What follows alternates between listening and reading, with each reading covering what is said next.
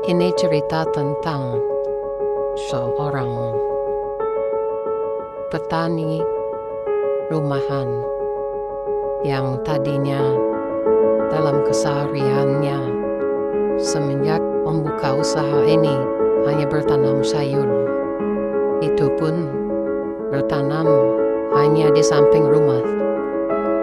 Tapi perjalanan membawa kami untuk terus berkembang dan akhirnya terjun ke dunia yang lebih luas di bidang hidroponik dan memulai usaha baru, yaitu menyediakan jasa pembangunan greenhouse, edukasi, serta menerima juga beberapa undangan dari berbagai instansi pemerintah maupun swasta.